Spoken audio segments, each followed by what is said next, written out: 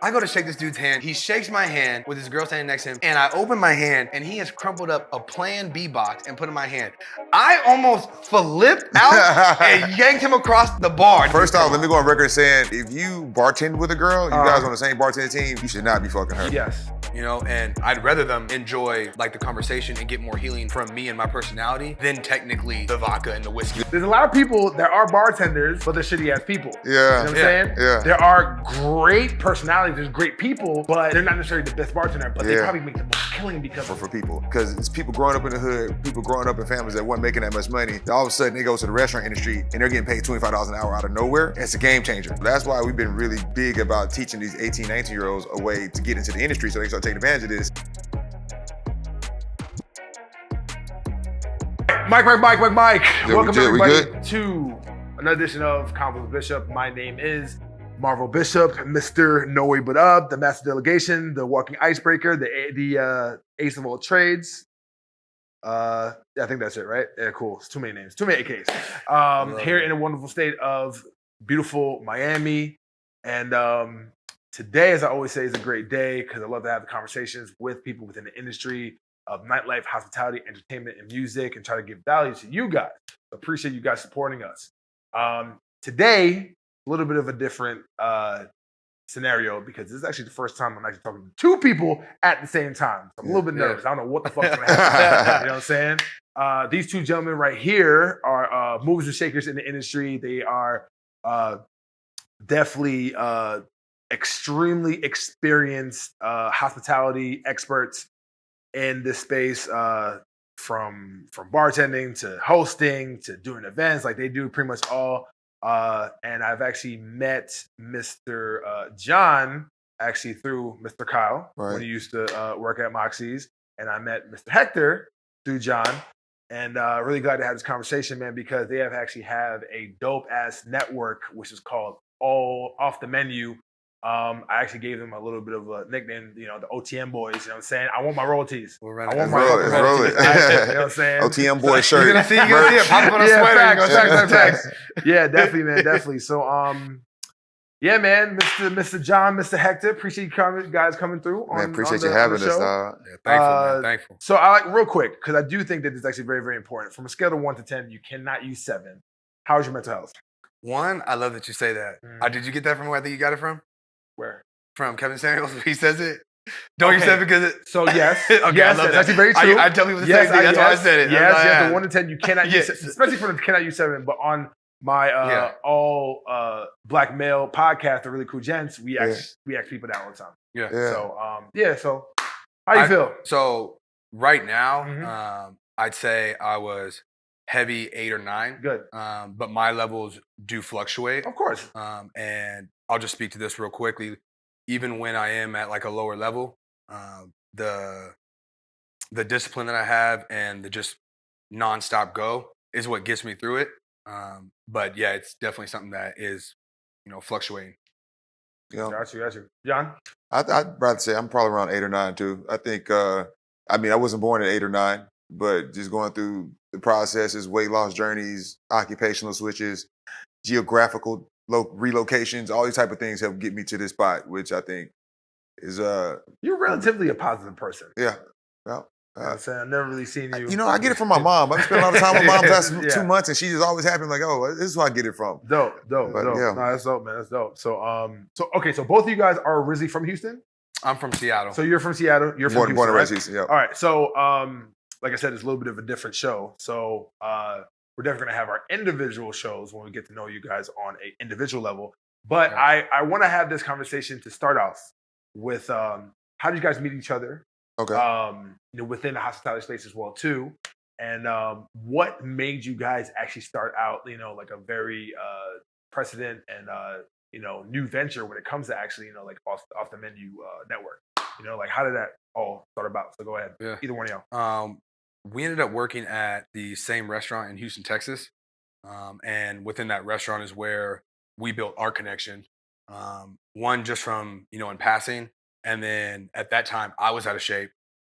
He was in shape. There was only 2 black people working there, too. When is he not in shape? I'm like, if you go deep on my Instagram. Got you, yeah. You can see it. Yeah. But yeah, that connection, I feel like we both had something to give each other.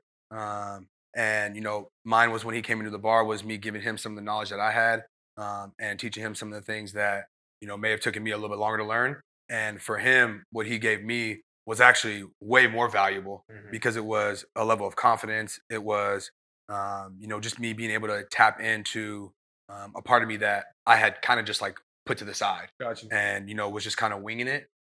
And that's I felt what brought our relationship really close, especially when we talk about the workouts and running in the sun. And I mean, likewise, as when I was working with him, going from being a server to being a bartender, it kind of you experience the job in a different type of experience, perspective, and then going to behind the bar and having to be that extrovert night in, night out, 12 hours at a time. He was doing it like a machine. So watching him do that, saw how beneficial it was for him. I started, learning from some of his ways. So in his ways, he taught me a lot about how to kind of go out there and put myself out there.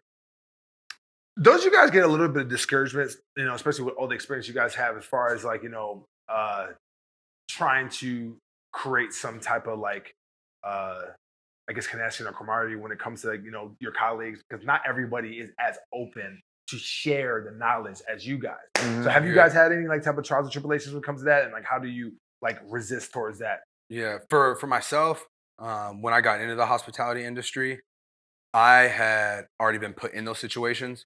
I started out working selling cars, and then going door to door. So it was you weren't really sharing secrets. Like when it came to selling cars, I was more trying to, or everyone was trying to manipulate the other person into not wanting them to talk to somebody so that you had an extra guest to talk to. When it came to door, I'm sorry, I want you to be in a shitty mood. I want you to go. I want you to knock this neighborhood, and then I'm going to go right behind you and then go back through, and then I'll make up some story and say, hey, like, we just have somebody come in through here. Like, I apologize for that. Like, I'm actually his manager. And then I'll go back through and I'll get with the sales that are there.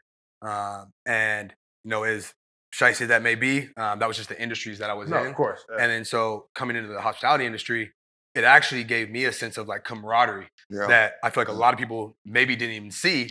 Because where I would see it as like, oh, they shark this table, or oh, this person doing this. I'm like, I mean, y'all aren't trying to fuck up my day though. Yeah. I'm like, as long as I protect myself, then everybody's nice. Like, the people are doing family meals, people are hanging out to work. I'm like, this is more camaraderie than I've ever had. But yeah, there was definitely still like some hesitations from people on, maybe teaching you some moves or teaching you some guidance when it didn't benefit them. I mean, but the restaurant industry, as soon as you come in, they pair you up with somebody, they train you. And a lot of times they need you to make money themselves too, especially if you work behind the bar where you guys are literally splitting tips. Or if you're taking a bigger party where it's 15 to 20 people where you guys have to work in tandem with each other. So like you said, it really did teach a lot of people who probably didn't grow up playing sports how to actually operate as a team. And then now you're doing it in the form of survivalists. So it takes us back to our primitive roots. So as very core, I think it really it forces us to share information with each other, even if you don't want to. And I think that it also taps into even when you're serving. Because when you're serving, initially, a lot of people just want to do everything themselves, and then you crash and you burn. Yeah. And then so it's like, okay, now I'm forced to have to ask people for help, which means you're also forced to have to give people other things too. You got your hand in your hand after that. So it's like, I might need you later on, so let me help you out right now for no reason because you might have to help me sing happy birthday for this table out in the middle of the floor. Exactly. I can't be singing happy birthday by myself. If you're singing happy birthday at a rrestaurant, I also say this too. Get the fuck out of the restaurant. Yeah, right. It's a restaurant red flag. That's a restaurant red flag. Sorry, get the fuck out of there. No, that's funny as hell. But so okay, so you worked in Houston. You worked in Houston for a while, right? I've been in Houston now for 8 years. I've been in the industry for like 7 of those. Okay, have you also worked in Miami as well? No, I never worked in Miami. I came down here because of a restaurant opening, and I was handling some of the recruiting. And then I'll be back out here later on to then backdoor that too as well. But I haven't stationed out here and worked. Okay. Because the question I have for you guys, and maybe you can definitely answer that, but I want to get into more of the weeds as far as like the culture and like the level of hospitality and how Houston is. I've never been to Texas. Okay. So I definitely, I'm definitely ignorant when it comes to that. What is the difference as far as hospitality and restaurant life and food and beverage when it comes to Houston versus Miami? Because I feel like they do have some similarities, but there are some major differences as well too. Yeah. So within y'all experiences, you working in Houston and in Miami as well too. Please talk on that. Man, Miami is so much to do out here. Everybody's worried about what's next. Yeah. I'm going here to get dinner, and then I go here and see the fire dancers, and after that, we're gonna go hop on a boat, doing all different types of things. In Houston, we don't have that. Okay. All we have is amazing food. Houston was actually voted the fattest city of America for quite a few years in a row. Really? Based on the amount of restaurants per capita. They say you can eat at a different restaurant every day for 20 years and not be the same brand. So we have good food, and then we don't have anything else to do, so we have conversation. So a lot of times, everybody's looking to connect. People just leave the house, go sit down, go talk to their bartender, their waitress, bring out the other friends. I mean, we're always hosting barbecues. We're always at church. So that same type of science has been integrated into the restaurant industry. So through there, I feel like Houston has that more community approach to it already when it comes to hospitality industry, whether it be the workers or the guests and the workers combined. But Miami is just it's a machine. I'd say like what I've noticed too is like what you do at concierge. I feel like we do like within Houston just as like a bartender. Like the best bartenders and servers are your concierge. Like when people are coming to me, I am directing them on what to do next. I'm directing them on what place to go, on what places are going to be good this weekend, on how to get in. Oh, hey, let me get your contact. When you get there, just let them know that Hector sent you in. Where here, I mean, I've set up bars and I mean, the person served me and then never talked to me, you know, and the place is packed though, you know, and I think out here with just so many foreigners coming in that there's that aspect maybe a little bit missed, but it hits for someone like you where it's like, you come in and you just hammer it down on everything. And Houston is so big that you can be at the wrong place at the wrong time and miss the wave of funness. Everything. And so it's like, for sure. and so by talking to somebody who knows what's going on, who can direct you to the right place, like you go here from 5 to 7. From 7, you need to drive 20 minutes and go here because that's where everybody's going to be. Or in Miami, it's so much going on that it can be analysis paralysis. So actually having somebody to direct them what to do makes their load a whole lot easier, especially if I'm on vacation.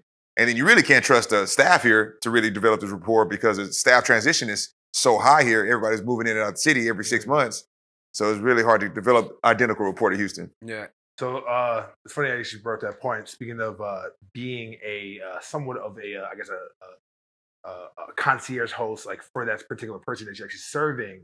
I mean, would you say that having some type of vernacular and also some type of personality as well too, and be able to connect to people is more important than actually pouring a drink? Oh, for sure. Yeah. Oh, because for sure. Because hold on. Here's the thing: there's a lot of people that are bartenders, but they're shitty ass people. Yeah. You know what I'm saying? Yeah. There are great personalities. There's great people, but they're not necessarily the best bartender. But they probably make the most killing because they're able to connect.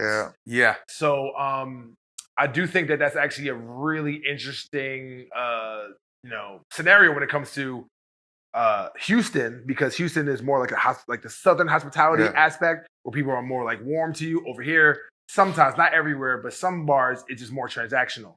So what I'm trying to ask is, like, how important is for you to actually have a personality versus just knowing like every single damn drink in the book? I won't even say that because one of the places that comes to mind would be this bar Anvil that's in Houston. They have Drop like the names. They're like ranked super high. Everybody knows. They have like 100 cocktail menu, and those bartenders have to know every single one of those cocktails. It's like a 9-month training program too. Yeah, so like just so that when they walk in there, like they can serve any of those drinks. That's huge. But those people are still personable. They still are able to hold conversations and give those guest experiences because that's what keeps those people coming back in. A drink is only going to take you so far. Like you can make the best drink, but how are you going to explain the drink? How are you going to sell the drink? I'm sorry, like you can make the dopest drink, but when I taste it, I mean, I don't know how many people have an elite palate where they take a sip and they're like, oh my God, this butterfly tea. Oh my God, you really use this essence of hibiscus. No, you have to sell that to them. So in order for you to do that, you have to be personal with that person. You have to know what they want. If you're suggesting a drink that you think is the best, well, it's only the best if they like citrusy drink. It's only the best if they want something sweeter. It's only the best if they want something more spirit forward. And then I know for us, I was always about, well, we got to take it to the level of like, they want to be our friend. Because when they're your friend, then now they're invested in you. Now they're coming back for you. So now when you leave that bar that has that drink, now you can go and bring that person with you. Like it's like how you do with your concierge service. Like, I'm not just hosting at one club. I'm hosting anywhere because I'm your host. And that's why I think within the industry, once people start doing, then they'll realize that the industry has a ton of security because you can go work anywhere. Because if you have a clientele list or if you have people that, are going to show up, then, I mean, who's not going to want you there? Facts. Yeah. So I think it's Definitely. everything. Yeah. I mean, And what I was going to touch on, man, is like you do need to know how to know how to make the drinks because you are an employee of a business. And the restaurant, if you're talking too much and you're not making drinks, that could hurt your pecking order and the access you have to scheduling. So even as a bartender, kind of pairing up with your teammates and you guys having different strengths are really good when it comes to coming up with overall strategy. Because every one person who can pump out drinks on the well hates talking to people, but then you got this beautiful girl who loves to talk, and she likes to sit down and talk to 3 or 4 or 5 people. And then you have the swing bartender who's making sure that this guy making drinks for the restaurant is taken care of, and new guests sitting down are getting taken care of. Yeah. So when you start kind of taking in multi-pronged approaches, like you don't have to have a great personality to be killing it as a bartender. Because at the end of the day, we are employees of a business, but having a personality does make your security a whole lot more established. Because Yeah. it's about access. Yeah. Like if you don't like talking to people and you only want to work in the well, then you're limited to where you can work. Yeah. You're limited to who needs you. If you only want to talk to people, then you're limited on where you can work. I always like to make basketball analogies. Like, you gotta play, shoot the three. You gotta go get rebounds. You gotta play defense. I know he's gonna say it. you gotta shoot. You gotta make your free throws. Go ahead and say who you are. I mean, I'm LeBron James. Oh, okay. Just go ahead and say it. Go ahead and say it. I know he's good at basketball. That's funny as hell. But I'm a closer. But speaking of connections and be able to, like really have like the people who are at the bar to, connect to you. I want to get into a topic real quick because since you guys are staples in the industry when it comes to like being the bartenders, as far as like the mental health aspect, as far as like the patrons, what was there a clear definition of a difference between before the pandemic and after the pandemic? That I don't know. If you want to talk about that. Because I can tell you for me, loaded. I can tell you for me, absolutely. But Like with I'm a low key therapist, bro. Like real talk. And I feel like bartenders are also low key or high key therapists as well too. I don't like to talk shit about guests because I feel like that's what every other bartender does. And for myself, a lot of them are my friends. But I would say the guests sometimes are coming there for therapy. Yes. And I'd rather them enjoy like the conversation and get more healing from me and my personality than technically the vodka and the whiskey that they're drinking. Sometimes I don't think it's about the alcohol. They just they're drinking the alcohol so they can be there. Because it's normalized. Like, this is the only way I can be here. Okay, so how about this? Less about them and more about you. How about this? How do you protect yourself and how do y'all protect your energy when it comes to that? Because that's what I fucking struggle with all the time. Say, it's a grind, man. It's a shield that because you it's have like to keep giving energy to. Because you want to open up and you want to be this door of like, just like, hey, talk to me, whatever you really care about the person. Try to save and then everybody. also too, like you build that relationship with them because you're with them all the time or most of the time, especially with me. Yeah. But like most times you are when they're there at the bar because you're always interacting with them. But then like there needs to be some type of like, boundary. Yeah. So are there boundaries? It really it's a great question, I think, because it's to me what comes to mind in a way of explaining it is it's almost like they're giving you some energy that you have to take in, and then you have to funnel that through you, and then you have to have a way for that to escape through you, and then so it doesn't completely take over. Yeah. And then there's sometimes where you do put your shield up, but I feel like that's more when somebody's bringing malicious energy. If somebody's bringing vulnerable energy, then bring that on. I'm here for you, and that's when I put on the vest or when I put on the shorts that I wear at the club, or when I put on my shirt, like that's what I consider my shield. So now I'm going into battle, and my team's here in the battle because we're trying to give you the best possible guest experience. And unless you're coming at me with negative or malicious intent, then I'm here to absorb whatever it is that you got. And I'll deal with my stuff when I leave here and I'm on my ride home or I'm at home. I got that. So I'm pretty sure you guys have dealt with disrespect before, right? You know what? Disrespect, Have I? Have I? Yeah. Bro, I have to touch on this because I haven't even told him this. This is the perfect time to bring it. One of the most disrespectful things, like I'm at the club and people always want to shake your hand. He just made a video about this. Hilarious. People always want to shake my hands. Sometimes they want to shake your hands to give you money. Sometimes they just want to shake your hand over and over again. So I don't think nothing of it. I go to shake this dude's hand. He shakes my hand with his girl standing next to him. And I open my hand, and he has crumpled up a Plan B box and put it in my hand.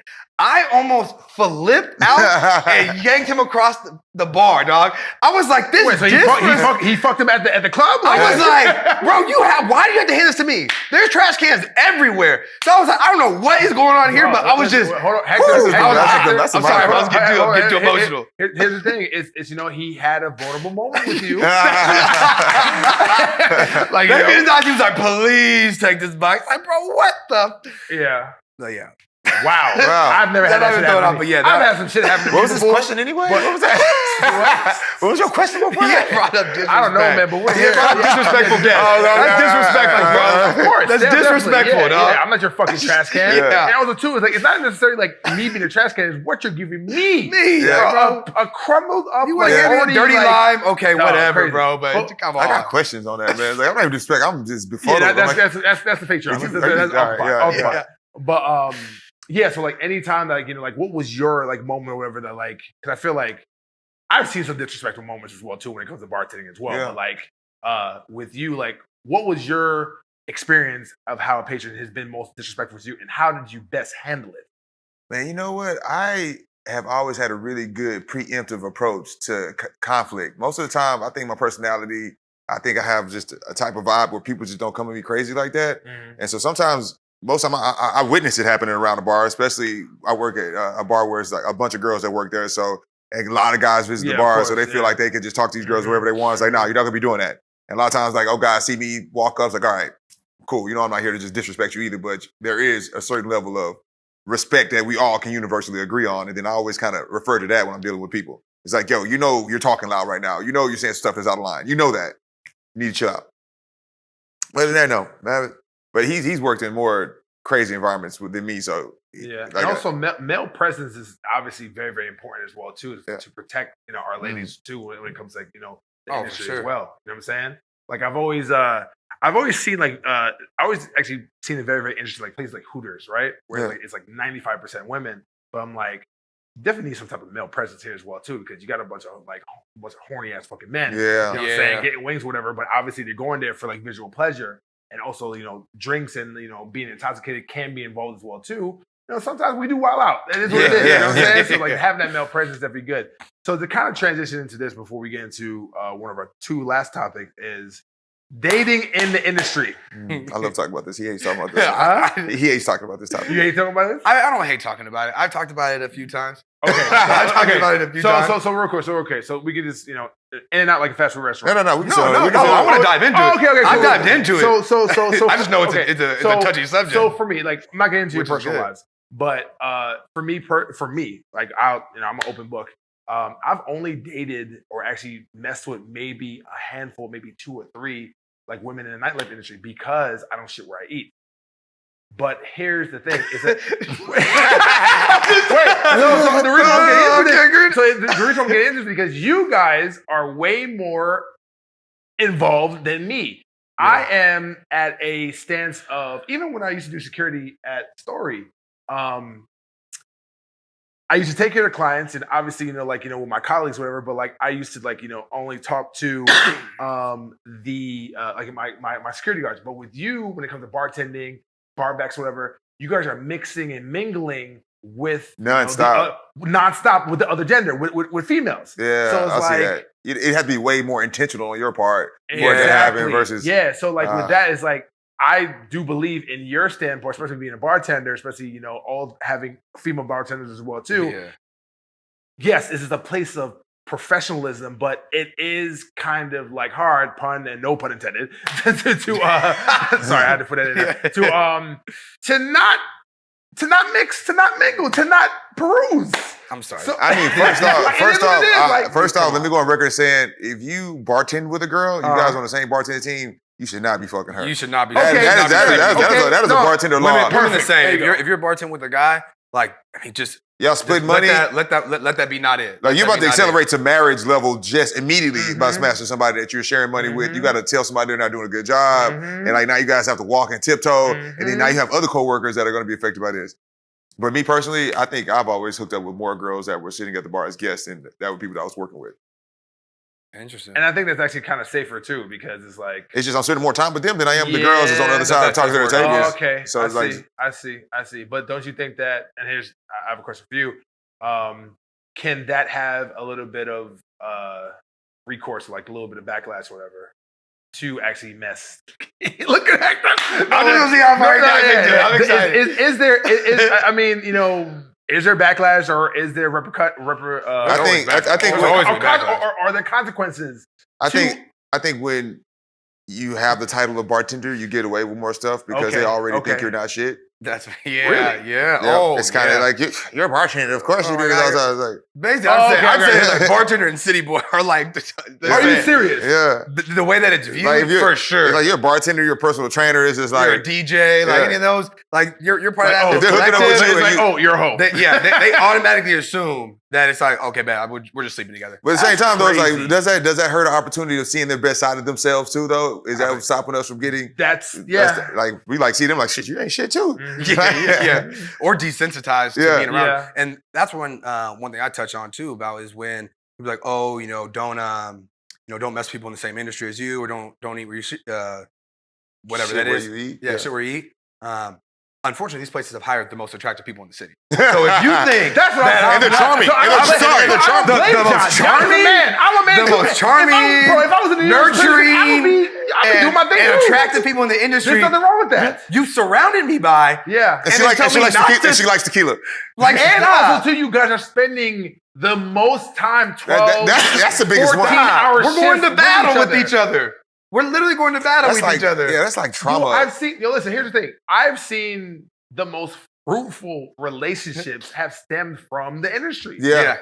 I'd say so, man. And, for myself, the only like relationship that I've had that was like a real relationship within the industry, I'd say I got extremely lucky on. Like one of the most nurturing women, like just full blown, like amazing. Like was able to, the communication was there. Dope. Everything was there. Like she developed me so much more. Like the eye-opening experiences that she gave me, like were she's a killer in the Houston restaurant industry. So she's well known out there. Just like, hustler, top 7 notch. days a week type of grinder. Top notch. And one of the things that I made a video about dating in the industry. The reason why I made the video is because most people aren't going to get that experience. Like that's what I speak to is I see what the experiences are that are going on in our industry. I see the relationships that are going on. And a lot of them, they are touch and go. And I think the consequences is one that I want to speak on is, when you date someone, let's say, in a corporate office and, you guys may work in two different buildings, but doing the same type of a job. If you guys break up, you don't have to see that person. One of the traumas that I speak to, and, I made a couple of videos on it. The trauma is not the relationship what's in the relationship. The trauma is when you get done with the relationship and now you see that sexy ass girl on flyers. You see that sexy ass girl when you walk up into bars. Yeah. Like talking to other guys. Like whatever it is. We hosted my ex, she threw a party at the club that I work at. They threw a fucking dope ass party. I'm like, I had a great time. She had a great time. But in my head, I'm like, man, like if some other guy was in my shoes right now, seeing a huge pictures of her, like in sensual photos and all this kind of stuff, I'm like, that's trauma for most people. They would not know how to deal with that. So that's what I speak to when you come to consequences. You have to be developed as a man or developed as a woman and very confident in yourself and then very understanding of what the industry is because it's always on show. And you can mute their friends, but when the flyer's going out, everyone's you're gonna go through it. If you date in the industry, you're gonna go through it. You're gonna see your ex. She's gonna come to your bar. She's gonna sit down at your bar. You're gonna take care of her on a date. You're gonna go end up seeing her. You're gonna. So you guys are saying that it's trauma after, right? But what about during the relationship? Because during the relationship, I feel like I personally can't. I mean, you're in entrepreneur mode though. Yeah. True. But for me, I have trouble dating bottle waitresses or whatever, or cocktail waitresses or whatever, because like I just don't ever want to be in a position to have to act if like something happens or something goes or for them not to do something there. Yeah. Because for instance, like I've seen it plenty of times before, and like two girls that I actually fuck with just being friends with, I'm like, I can just imagine if we were together. if they're on the parades and stuff, they're getting ass smacked or whatever, getting disrespected by other men or even other women as well too. Yeah. And like I can't really react to that because if I do, then like I put her job in danger. Yeah. So it's like it's tough. I think dating in the industry is tough because you know it's there's a lot of factors that go into it that can really kind of like ruin and also put like very very hardships. You know, a lot of hardships on the or I'm sorry, not hardships. A lot of strain on a relationship. I've seen so many girls that I bartended with who end up getting a boyfriend after not having one for so long, and the boyfriend thinking they can handle it. They come to the bar and they see this girl doing her job. It's what her job is. Literally doing her job. Like, and go and they crazy. just can't You handle. surprised. It's like, bro, she's telling us how much she doesn't want to talk to these people. Yeah, And you're over here worried about her talking to people. Yeah, If she wanted to be with him, she would be with him, Yeah, dog. right, yeah, He's right. asked her a million times before you got Like, this is here. how she pays her. Chill. This because you know I don't want this is not going to be like a turn into a dating fucking aspect or whatever. But what I will say is this, and we can definitely move on, is that guys, industry whatever it is, she gonna do what she gonna do anyway. So guess what? It is what it is. Like just do what you gotta do. You know what I'm saying? It's the Like, guys too, though. That's the guys too. Yeah. We're the problem also. But the thing is, if she's going to do it, if she wants to, she's going to do it. So it's like for me, like I don't like you know if whoever I date or whatever, like you know what I'm saying, like you're your own person, whatever this and that. But like I'm going to not worry about it because if I do catch you with something, I'm gonna leave. But I'm not gonna make problems with myself. And then what I'd say too is, man, this industry now, especially the hospitality, when it comes to waitresses, bottle girls, a lot of these girls are making the biggest movements in the industry. Mhm. They affect a ton of the sales. Mhm. They are driving a ton of business. These women are entrepreneurs. They are now they're making crazy money. They're starting their own businesses. Yeah. Like you want access to that. Yeah. Like Yeah. as a guy, like I want to date someone Yeah. within the industry because those are people within the industry that are hungry. They're going and getting it. Like, are there people that are going to be, you know, maybe more free spirited that aren't going to be into, you know, looking for a relationship and more just having fun? Obviously, but that's everywhere. That's everywhere. But you have access though, or you are able to see the girls that are doing something different. Text her in the morning, see if she's up. Yeah. Like there's plenty of these girls that they'll send something in the group chat. And I'm like, you're up. She's like, yeah, I have to take a test right now because I'm going to nursing school or I'm doing this or I have this. And I'm like, this girl was literally just working at 4 a.m. Yeah. Like they're going after there and they're getting it like harder than a lot of the guys that I'm working with. And I'm like, when I see it, I'm like, y'all aren't ready. That's trauma too. Y'all aren't ready for a girl to outwork you. Yeah. Y'all aren't ready for her to come out here and destroy you in the game. That should keep you up. That should make you motivated. I know that's one of the reasons why, you know, the girl I was dating, she helped me even create the name and some of the ideas behind the project that we're doing now. The reason why I wanted to start the project in the first place was I was like, she is absolutely fucking killing it. Yeah. Like I gotta start shooting for the stars. I gotta start really shooting for my dreams and Competition purposes. breeds excellence. Yeah. I keep on saying that. For You know what sure, I'm saying? man. But to kind of touch upon what you're saying as far as like making money within the industry, to kind of a little bit of a segue. John, when it comes to making money being a bartender, like, you know, school me on, you know, like what is the average amount that a bartender can make? What's the most of the money can a bartender can make too? Like what's the threshold? You know what I'm saying? I'd like to always look at bartending as you try to fit into hourly wages, so that way you can compare the bars on an equal footing. Because if you start trying to add flat fees, like, did you work? Yeah, I'm making $100K a year, but how many hours are you working a week? You know what I'm saying? Yeah, I made $3,000 last week. What time are you going to bed? Yeah. So it's like with hourly wages, I think that if you're between $25 and $50 an hour, you're at a good spot. Okay. If you start getting above 50, you're at a great spot. Okay. Yeah. If you're under 20, go get a new job. You're doing something wrong. Yeah. You're doing something wrong, or you're at the wrong place. Like, I mean, honestly, day one you should be making 25. Okay. Yeah. Day one you should be making $25 an hour. And I would say too, when you're in that 25 to 50ish range, that should be a place where there's upward mobility. Yeah. That should be at like a corporate spot. I wouldn't be working at like a one-off spot where I'm making $45 an hour where there's no trajectory to go up. Because like say you do get a girl pregnant, or you do need to you do want to hunker down, take this stuff serious. Like you said, you have the opportunity to go into management or something like that. Yeah, and then there's an upward mobility because obviously with the way that the world is going now, sorry, pretty soon $25, $50 an hour isn't going to cut it. No, So it's you're going to have to start diving into other things. Inflation is going up every single month, and the market's crazy as it is. So Yeah. no, I got you. And and I mean the industries, whether it be restaurant, because some of the high end restaurants here, are making above 50, over $100 an hour. Yeah. And, same with the bars and clubs. Like you could be getting anywhere from 50 to there's places I know that are making in the upwards of 150, $160 an hour. They're extremely selective spots. You gotta look good. You gotta be charming. Yeah, You and people are like, gotta have a clientele base. You gotta like have all these things in place. yeah, you have to stack the deck in your favor to Yeah. get in Okay. those spots. Okay. And what I would tell somebody coming in the industry is find peace, hope, and security before you just start chasing money. Because at some of these spots, you can be making $100 an hour, but I would recommend you not to enjoy the $100 an hour if you don't know for sure that you're going to work next weekend.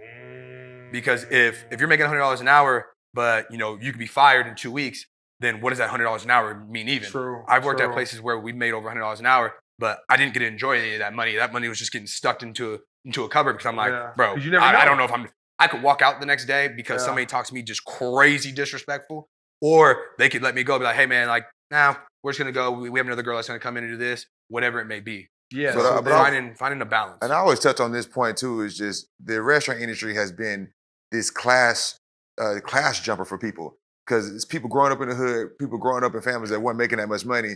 Then all of a sudden they go to the restaurant industry and they're getting paid $25 an hour out of nowhere. It's a game changer. And so that's why we've been really big about teaching these 18, 19-year-olds a way to get into the industry so they can start taking advantage of this. Mhm. And then they can start finding these upward mobility opportunities as well. Yeah, man. Because they weren't always here. True. Yeah. They weren't always here. Yeah. No, absolutely. So when it comes to, job security, when it comes to making sure that you actually have somewhere to actually work, and then also, you have to be able to protect your reputation at all times, make sure your face is clean, to, maximize as much money as you can.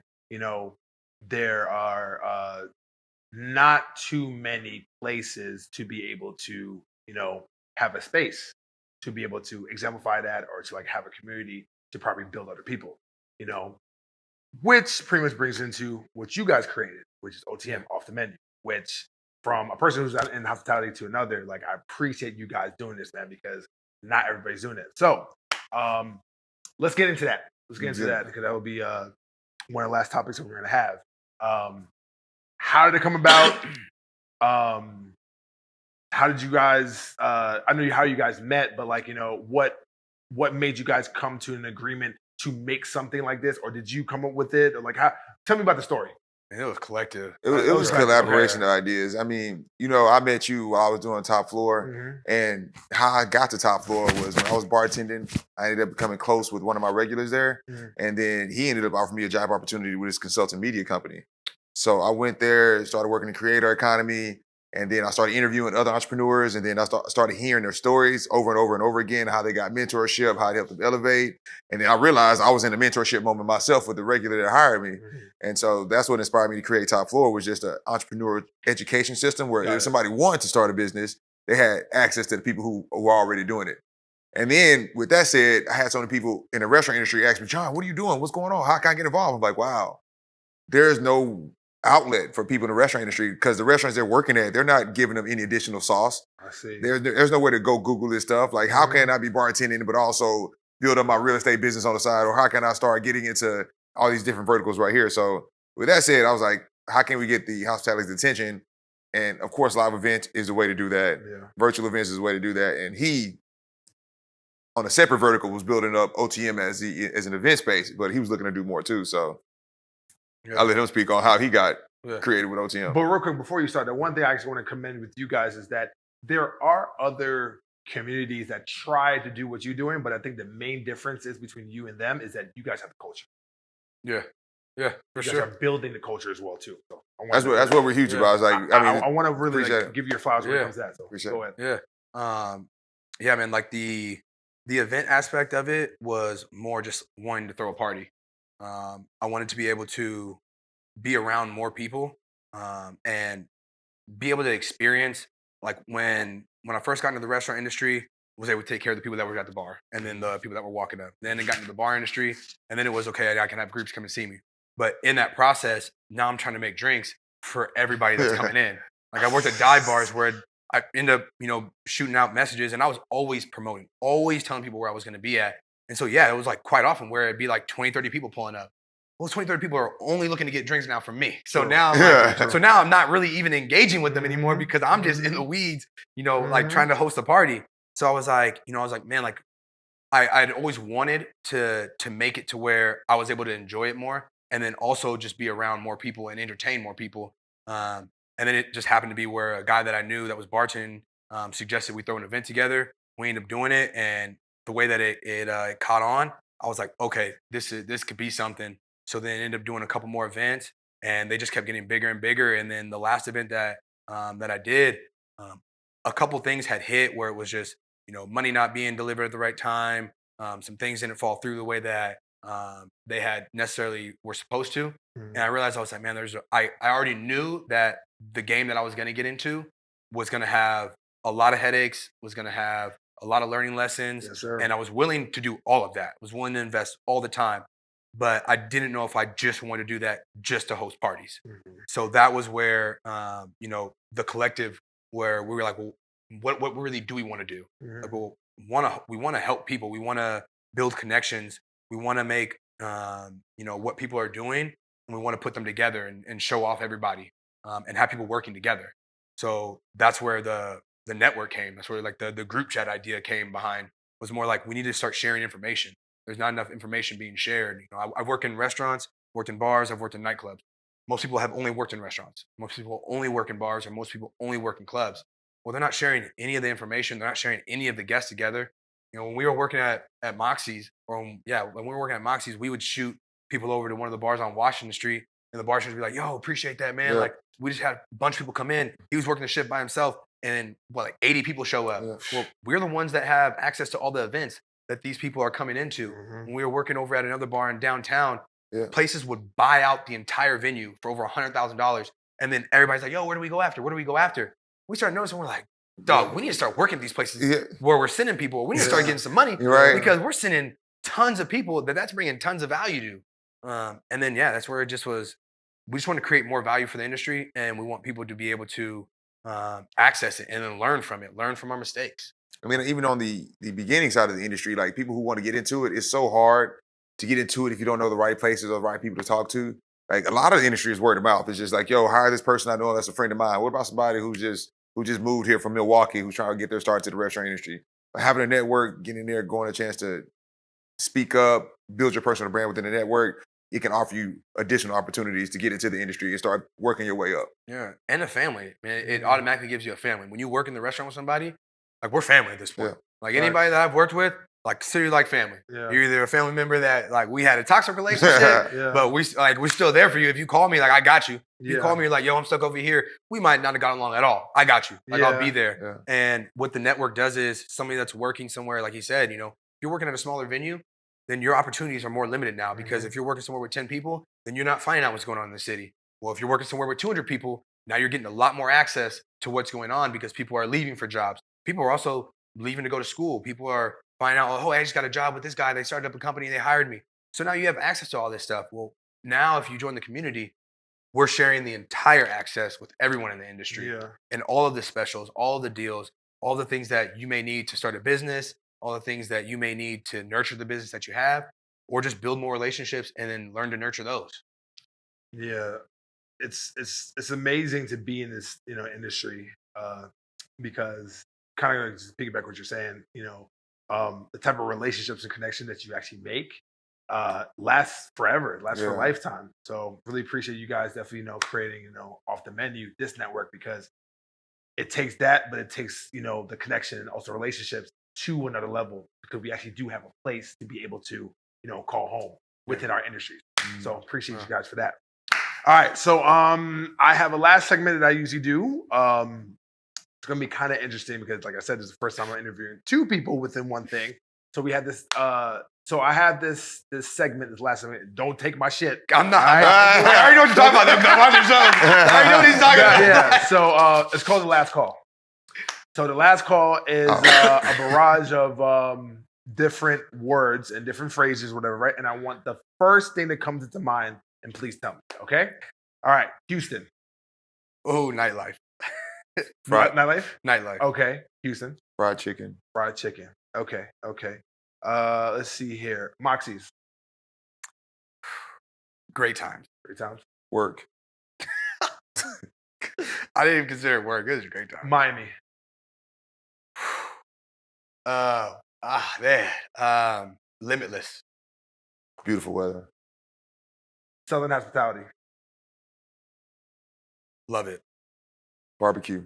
Barbecue. Yeah. Food. We about to go eat a little I'm bit. hungry. I'm sorry. My bad. My bad. We're almost done, brother. Okay? I've answered 4 food questions in a row. My bad. I'm blacked out there. I'm done with these for the interview. Like, I'm done with this shit. Listen, I am content out, okay? I need to eat. You got something else? Sweet tea. Sweet tea. Let's see here. The craft, bartending.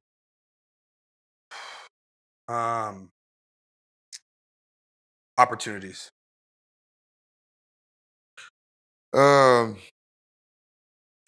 Relationships. Okay.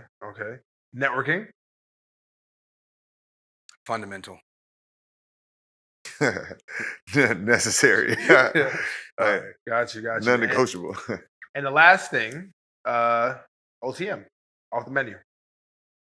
2, thankful and grateful. Giving. Giving is definitely one of those, man. Hector and John, I appreciate you guys coming through on my show. You know what I'm saying? It's definitely been Appreciate good. the hospitality. We gonna get the individual episodes. On I'll be back to Miami.